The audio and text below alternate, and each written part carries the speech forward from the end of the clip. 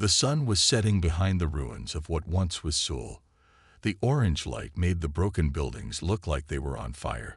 Captain Do-hyun stood at the edge of the dry riverbed. The Han River had been empty for 6 years now. Do-hyun's uniform was dirty and torn. His face had a long scar from his right eye to his jaw. He was tired, but his eyes were still sharp and full of fire. 20 years had passed since the aliens came. The Varaxians, they called themselves. They came in huge ships that blocked out the sun. They did not want to talk. They did not want to make friends. They only wanted Earth for themselves. "Captain, we're ready for you below," said a young soldier. Her name was Jin. She was only 19, born after the invasion. She had never seen Earth as it once was.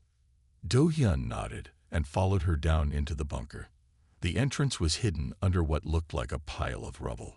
Inside, the halls were lit with dim lights that ran on power they made themselves. The main room was busy with people working. Some were at old computers. Others were checking papers and maps. In the center was a table with a model of their last hope. "How are we doing, Yuna?" Do-hyun asked. Dr. Yuna looked up from her work. Her hair was tied back, and she wore glasses that she had fixed many times. Before the aliens came, she had been a top scientist who wanted to explore space. Now she used her brain to help humanity fight back. "The first batch is ready," she said. "We can launch as soon as the sky is clear of their patrols." Do-hyun looked at the model. It was not a big ship. It was not meant to carry people. It was small, about the size of a car. But they were making thousands of them. "And they all have the data?" he asked. Yuna nodded. "Everything we could save. Our history, our art, our music, our science, and the warning." The plan was simple but smart. Earth was lost. The aliens had won. Most humans were gone. The rest were hiding or being hunted. There was no way to beat the aliens here on Earth. But they could send their knowledge to the stars. The small ships would travel far. They would look for other life. They would share what humans had learned. And they would warn about the Varaxians. "Jeho says the engines will work," Yuna said. "They can travel for hundreds of years if needed. And they can make copies of themselves using material they find in space." From the other side of the room, an old man's voice called out. "Patrol ships moving away from Sector 4. Do-hyun walked over to the radar screen. Soo-min, the oldest member of the team at 73, pointed at the green dots moving on the screen. "This could be our chance," Do-hyun said. "How many can we launch right now?" 50, Yuna answered. "The rest will need another day." Do-hyun thought hard. If they waited, they might get to launch more ships. But if they were found, they would launch none. "Prepare the first 50, he ordered. "We launch when the sky is dark." As people rushed to follow his orders, Do-hyun looked at a photo on the wall. It showed Earth from space, blue and green and beautiful. A world that no longer existed. "We may be done," he said quietly, "but they'll know we were here." 5 years passed. The war against the Varaxians turned in favor of the Allied worlds. The Neridian Alliance joined with the Solus Combine and 12 other groups from across the galaxy. All had found human vessels. All had learned from human knowledge. On a clear day, Taeyang stood before a new monument in the central plaza of Nerid's capital city. His skin was now marked with the gold patterns of a respected elder. Beside him, He watched as workers put the final touches on the statue. It showed a human figure, created from the thousands of images found in the data vessels. The figure held up a flame that reached toward the sky. The flame was made of a special material that caught the light and seemed to burn even though it had no real fire. "Is it accurate?" He asked. "Do they really look like this?" "As close as we could make it," Taeyang said. The data had many images, but it's hard to know exactly how they appeared. Around the base of the statue, words were carved in many languages. The human languages came first: English, Korean, Arabic, Russian, and dozens more that the data had preserved. Then the languages of the Alliance and all the other groups who had joined the fight. The words said, "The banners are gone, the names forgotten. All that's left is the fire they launched into the stars." People from many worlds gathered for the ceremony. The Varaxians had been pushed back beyond the void. Their empire, which had lasted for thousands of years, was falling apart as world after world rose up against them, armed with human knowledge. "They never intended to survive," Taiyang said quietly. "Those last humans on Earth. They knew they would die, but they made sure their enemy would eventually fall too." The defense minister, now an old friend, nodded. The most effective weapon they created wasn't a bomb or a shield. It was memory. Knowledge that spread like fire across the galaxy. In universities and schools across allied space, human ideas had become part of regular study. Their music was played. Their stories were told. Their science had helped advance technology in ways the Alliance might never have discovered alone. "We have a visitor," Hess said, pointing to a tall figure approaching them. It was the ambassador from the Solus Combine. His 6-fingered hands were raised in the traditional greeting. "A fine monument," he said, looking up at the statue. "On my world, we have built something similar. I believe there are now 37 human monuments on 37 worlds. More than the number of their major cities when they fell," Taiyang noted. The ambassador handed him a data crystal. "Our scientists have completed the project. We thought you should be the first to see it." Later that day, in a secure laboratory, Taiyang, and the science minister viewed the contents of the crystal. It showed complex genetic sequences and biological data. "Is this what I think it is?" the minister asked, her skin turning bright with excitement. "Yes," Taiyang said. "The human data vessels contain their complete genetic code. The Solus have used it to rebuild human DNA." "Can they be brought back?" He asked. "Their entire species." "It's possible," Taiyang said. "Not easy, but possible. It might take decades, but we could restore them." Outside the lab window, he could see the monument, the eternal flame glinting in the setting sun. The human figure standing tall and proud. "They sent their knowledge to save other worlds from their fate," he said. "It seems only right that those worlds might now save them from extinction." That night, as stars filled the sky, a new vessel launched from Merid. It was larger than the original human ships, but similar in design. Inside, it carried something the ancient humans had not hoped for their return. As it rose toward the stars, its engines left a trail like fire in the dark. 3 days after the alarm, Taiyang stood before the Neridian Council. The great circular room held representatives from all 5 species of the Alliance. Their faces showed worry and fear. "The human data vessel must be shown to all," Taiyang said. His skin had turned a determined orange. "It contains information that could save us." Some council members shifted uncomfortably. The oldest member, Elder Bin, spoke up.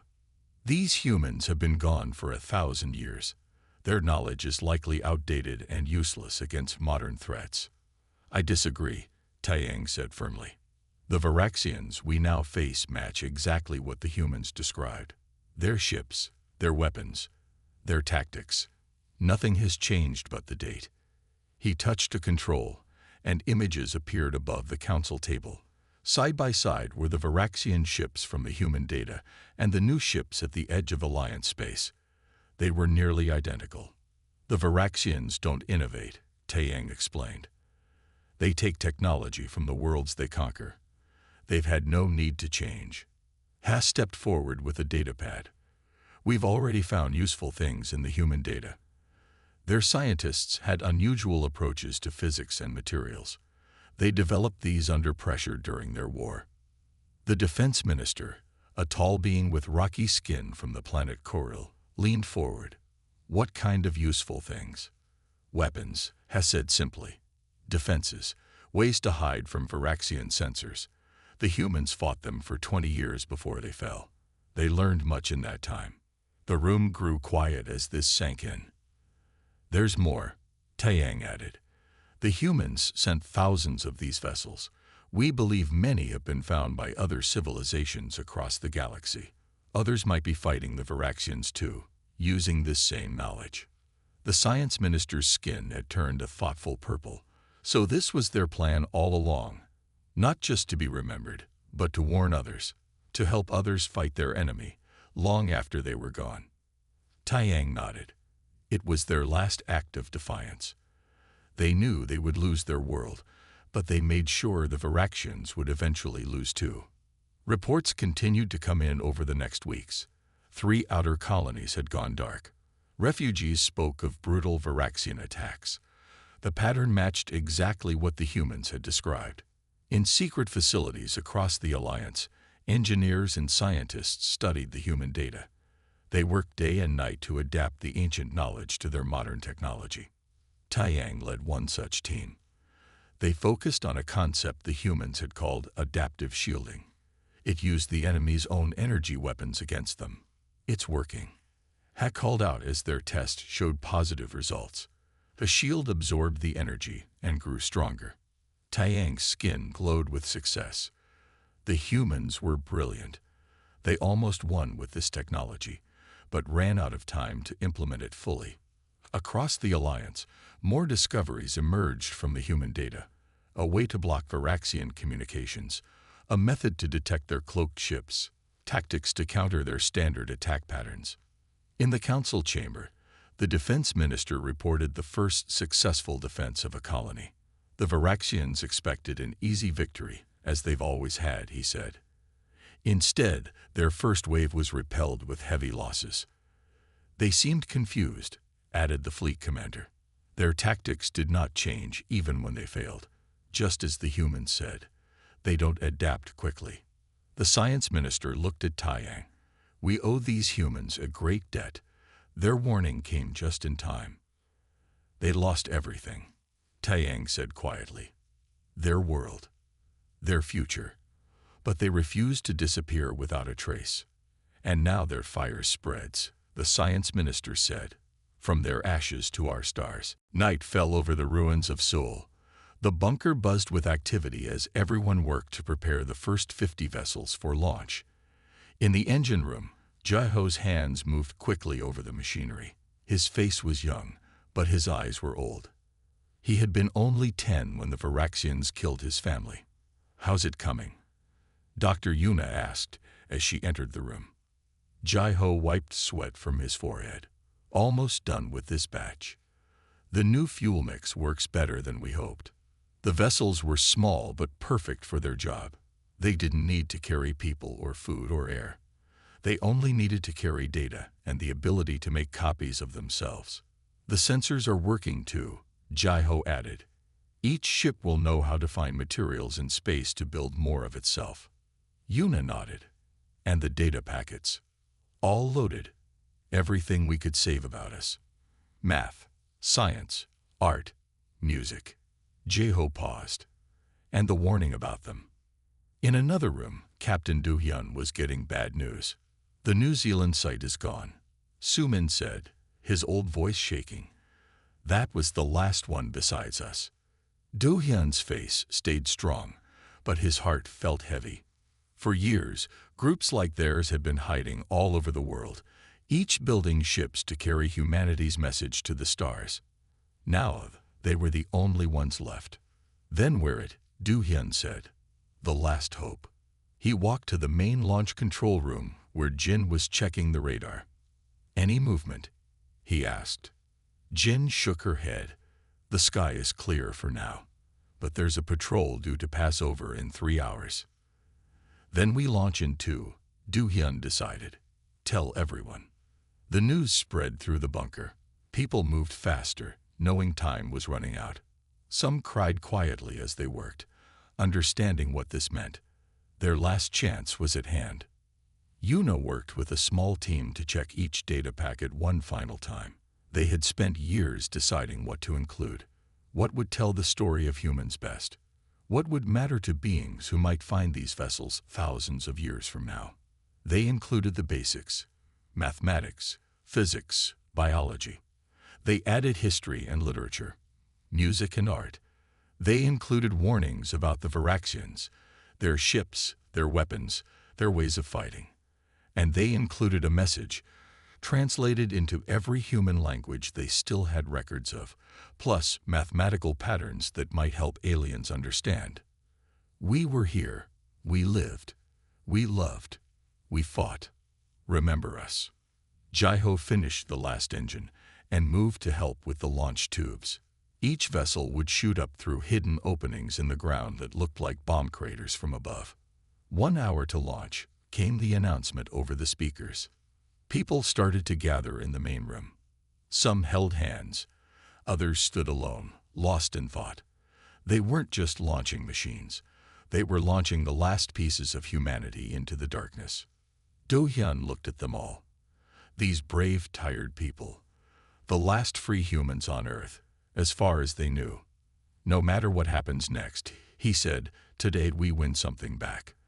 They took our world, but they can't take our legacy.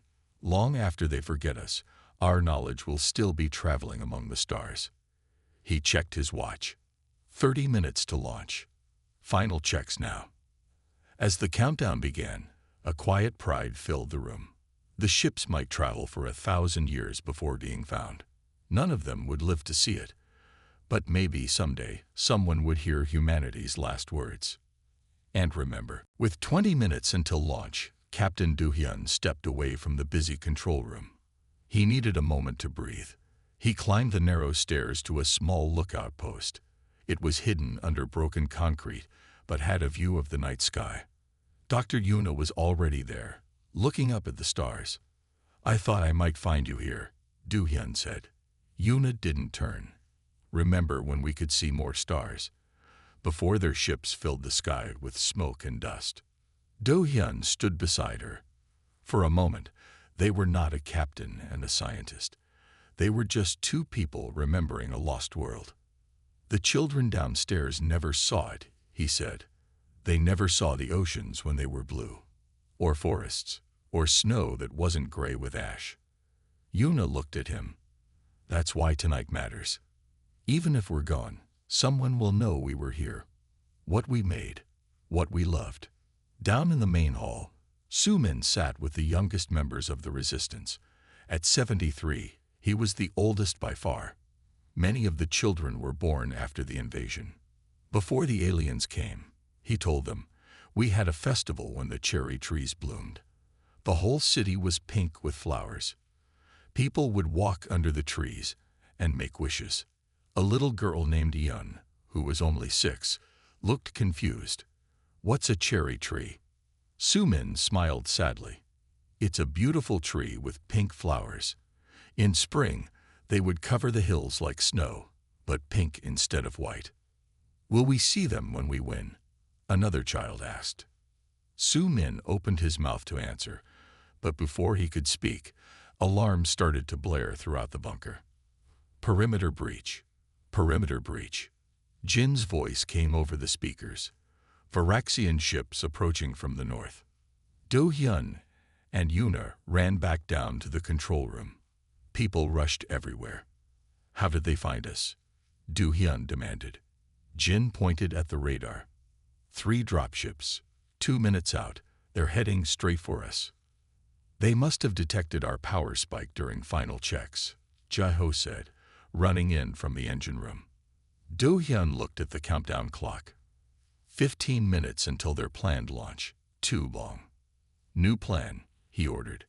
Launch now. Whatever's ready goes up. But the timing sequence, Yuna started. No time, Do-hyun cut her off. If we wait, we lose everything. He turned to the room. Fighters with me. We buy them time to launch. Everyone else. Get those ships up now. People split into groups. Some grabbed weapons from the wall, old guns, and homemade explosives. Others ran to launch control. 43 vessels are ready to go, Jai-Ho reported. Launch them, Yuna commanded. Do-hyun led 20 fighters toward the surface entrance. Hold them as long as you can, he told them. Every minute means more ships get away. In the launch bay, the floor opened up to reveal hidden launch tubes. The first vessel rose into position.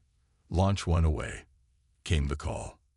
Above ground, the first ship shot into the night sky, fast and nearly silent. Then another, and another. The sound of alien ships grew louder. Du Hyun and his fighters took positions behind rubble and in broken buildings. "For Earth," he said quietly. Then louder to his team, "For Earth." The first Varaxian dropship appeared, its lights cutting through the darkness. Troops began to pour out, tall figures in armor with weapons that glowed blue. The battle began as more human vessels streaked into the night sky. Underground, Yuna watched the count.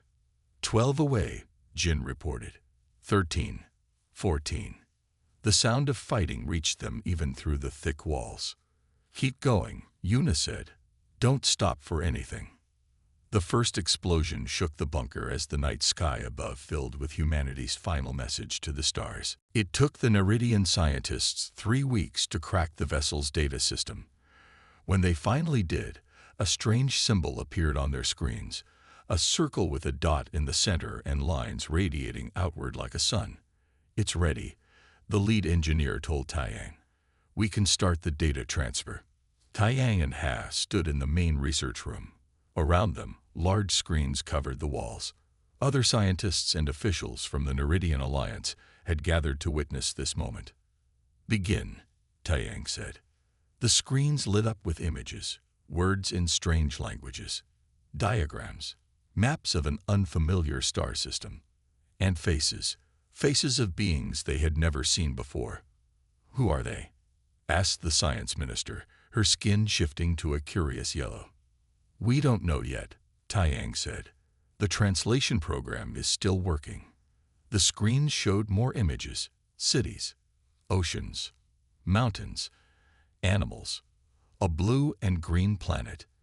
"It's beautiful," Ha whispered. Then the images changed, the blue planet on fire, strange ships in the sky, the beings running, fighting, dying. The room grew quiet as they watched. Slowly, the translation program began to work. Words appeared under the images. "Earth," Taiyang read. "They called their planet Earth." "And themselves?" asked the science minister. "Humans," Taiyang said. More data flowed. The screen showed human history from the beginning. Their first tools, their first cities, their art and music, their conflicts and their achievements. "They were so much like us," Hess said. Her skin had turned a sad blue as she watched. The data continued to unfold. It showed human science and mathematics, their understanding of the universe, their theories about life and existence. "Some of this is quite advanced," the lead engineer noted. "Their approach to physics is different from ours. It might be useful." "That's not why they sent it," Taiyang said quietly. "They sent it so they would be remembered." The final section of data began to play. It showed the last years of humanity, the arrival of the Varaxian ships, the war that followed, the destruction of Earth's cities and people. And then the last message, a recording of a woman with tired eyes but a strong voice. "My name is Dr. Yuna," the translation read. "If you are seeing this, then our final mission succeeded. We are the last free humans. Earth has fallen to the Varaxian Imperium. They came without warning, without mercy. They destroyed our world for its resources and killed most of our people." The room was silent as the message continued. "We send this record of who we were so that something of humanity will survive. And we send a warning. The Varaxians will not stop with Earth. They will keep expanding, keep conquering. This is their nature." The recording showed detailed information about Varaxian ships, weapons, and tactics. "Use this knowledge if they come to your worlds. Learn from our defeat. Succeed where we failed." As the final words faded, alarms suddenly sounded throughout the research station. A security officer rushed into the room. "Minister, we're receiving reports from the outer systems," she said, her skin pulsing with alarmed red patterns. "Unknown ships have been detected crossing the void. They've already destroyed 2 outposts." The science minister's skin went pale with fear. "Show me." The security footage appeared on the main screen. The ships were sleek and predatory, with designs that matched exactly what they had just seen in the human data. "Varaxians," Taeyang said, his voice barely audible.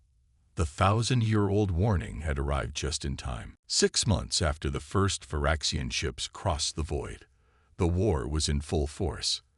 The Neridian Alliance had lost 3 outer colonies but had held their core worlds. It was not the easy victory the Varaxians had expected. On the bridge of the defense ship Starlight, Commander June studied the enemy fleet on the view screen. The Varaxians had gathered 30 battle cruisers for an attack on Nereid's largest moon colony. It would be the biggest battle yet.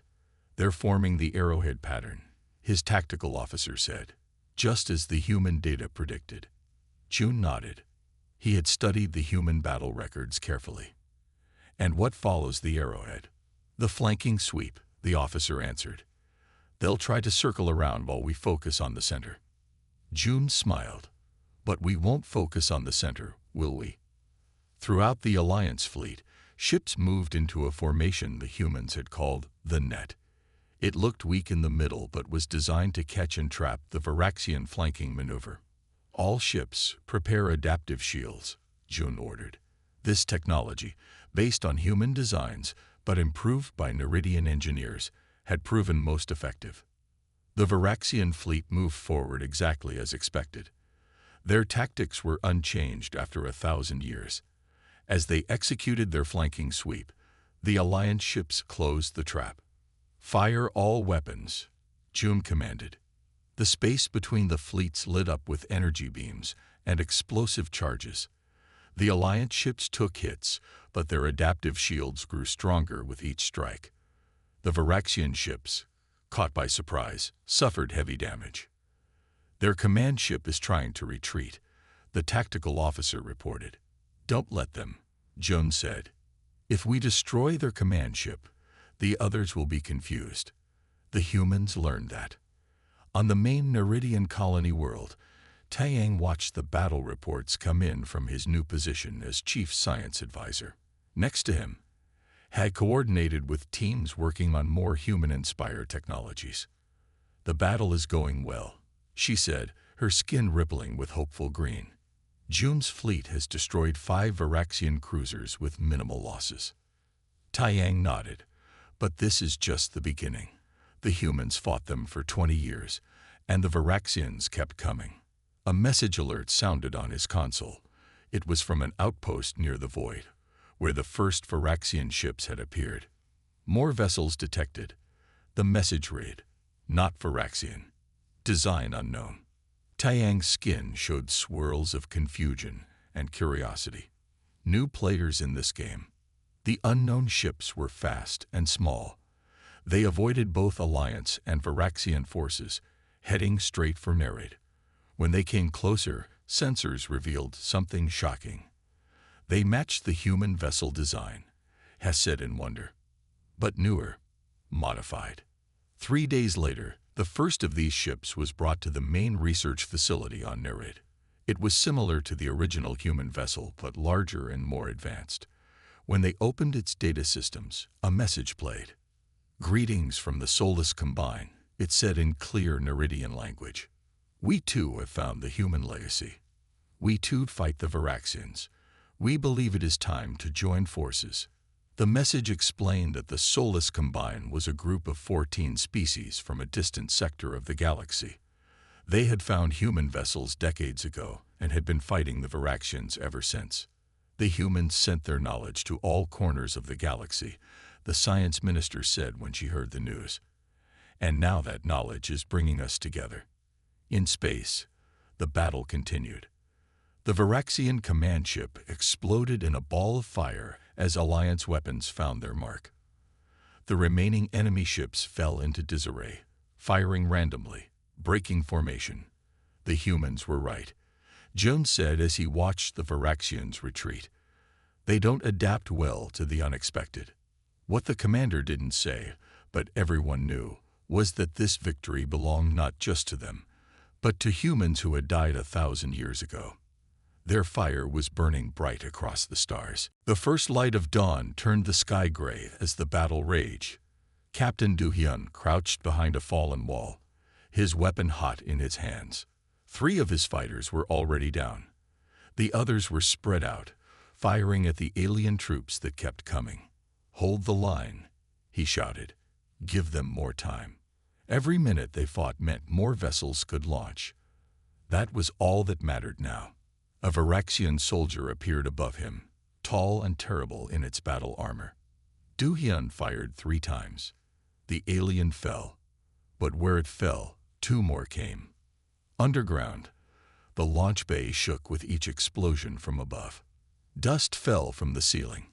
Lights flickered. 26 vessels away, Jin reported, her voice steady despite the chaos. 27. Jai-ho worked frantically at the control panel. The launch system was damaged. He had to bypass safety checks to keep the vessels moving. "The main power is failing," he called out. Switching to backup. In the control room, Yuna made hard choices. With Du-hyun fighting above, she was now in charge. "Seal the upper levels," she ordered. "Anyone still up there, they can't get back." Her voice almost broke, but she stayed strong. They all knew what this mission might cost. Su-min helped move the children deeper into the bunker. The old man sang softly to keep them calm as the world seemed to end above them. On the surface, Du-hyun's team was down to 7 fighters. They had pulled back to the main entrance, making a last stand. "Captain," called a young fighter named Ta. "There's too many." "I know," Du-hyun said, "but we don't need to win. We just need to be remembered." A massive explosion rocked the area as a Varaxian ship fired on their position. The entrance to the bunker collapsed in a cloud of dust and fire. Below, the shockwave knocked people off their feet. Screens cracked. Pipes burst. 32 vessels away, Jin said, climbing back to her station. Blood ran from a cut on her head, but the launch tubes are damaged. Jai-ho crawled under falling debris to reach the backup controls. His hands flew over the wires and switches. "I can reroute to the secondary tubes," he said. "But someone needs to manually reset the system from the surface control point." Everyone looked at each other. The surface was death now. "I'll go," Yuna said. "No," Jai-ho stopped her. "You need to finish the data uploads for the remaining vessels." "I'll go." Before anyone could argue, he grabbed a toolkit and ran for the emergency shaft. Yuna turned to the others. "Keep loading the data. Every vessel that launches carries a piece of us to the stars." On the surface, Du-hyun fired his last shots. Only 3 fighters remained. The Varaxians had surrounded their position, but were holding back, waiting for something. Then he saw it, a larger ship descending, a command vessel. "They want to capture us," he realized. To find the others. He looked at his remaining team. "We can't let them take us alive." They nodded, understanding. Each of them had a small explosive device, the last resort. Underground, Jai-ho reached the surface control point. The small room was half collapsed, open to the sky. He could see the battle nearby, could see Du-hyun and the others surrounded. His hands worked quickly, connecting wires, bypassing broken systems. 35. 36. Jin's voice came through his radio. Jai-ho hit the final switch. The secondary launch tubes roared to life. More vessels shot into the dawn sky, one after another. The Varaxians saw them. The command ship turned its weapons upward, trying to shoot them down, but the vessels were too small, too fast. 40, 41. From his position, Jai-ho saw Du-hyun look up at the vessels streaking into space. The captain smiled. Then he triggered his explosive. The blast took out many of the surrounding aliens. The other fighters followed his lead. Jai-ho watched in tears as the final vessels launched into the brightening sky. "For Earth," he whispered. 1,000 years passed. Earth became quiet. The Varaxians took what they wanted, then left the broken planet behind. They moved on to other worlds, other conquests, forgetting the small blue world and its stubborn people. But the vessels did not forget. They traveled through the cold of space, just as they were made to do. When they found the right materials, they made copies of themselves. 1 became 2. 2 became 4. Soon thousands, then millions of small ships carried humanity's message outward in all directions from Earth. They were simple but smart. They could fix themselves. They could sleep for hundreds of years to save power, then wake when they sensed something interesting. They were patient. They had all the time in the stars. One such vessel, after countless repairs and 963 years of travel, detected signals coming from a green-blue planet. The signals showed signs of intelligence, of civilization. The vessel changed course.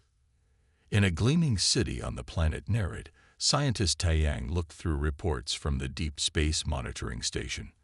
The Neridians were a peaceful race, tall and graceful with skin that changed color with their emotions. They had explored their solar system, but had not yet traveled to other stars. Another strange object entered our system, his assistant Hess said, placing a datapad on his desk, similar to the others we've been tracking. But this one is heading directly toward Nerid. Taiyang's skin rippled with blue waves of curiosity. Interesting. Not a natural object, I assume. No, it's small but clearly made by intelligent beings. It's adjusting its course too precisely to be natural. For centuries, the Neridian Alliance, a group of 5 spacefaring species who shared this corner of the galaxy, had detected odd, small vessels passing through their territory. Most traveled straight through. This was the first to change course toward them. Prepare the intercept team, Taiyang said. Let's bring it in for study before it reaches the atmosphere. 3 days later, Taiyang stood in a clean white room looking at the small vessel. It was dark gray, about the size of a small car, and shaped like a seed. It showed signs of age and repair. The surface was pitted from micrometeor strikes and space dust. Parts had been replaced many times over. It's ancient, Hess said, her skin turning a deep purple of wonder. Our first scans show it's at least 900 years old. 900. Taiyang's own skin pulsed with disbelief. No technology should last that long in deep space. It was made to, said the head engineer, walking in with data readings. It has self-repair systems more advanced than anything we've seen, and it's been making copies of itself. Copies. Yes, it harvests materials from space rocks and creates identical vessels. We think this might be the 1,000th copy of the original. Taiyang moved closer to the vessel. Have you found out what it contains? Data, the engineer said. Massive amounts of data. But it's encoded in ways we don't understand yet. We'll need time to extract it properly. What species made this? Hay asked. We don't know, the engineer admitted. It doesn't match any known Alliance technology. It might be from beyond the void. The void was what the Neridians called the vast, empty region of space that separated their cluster of stars from the next. No Neridian ship had ever crossed it. Taiyang placed his hand on the ancient vessel. His skin turned a soft gold color of respect. Someone wanted to be found, he said. They sent their message across 1,000 years of darkness just to reach someone like us. He looked at the team. Let's hear what they have to say.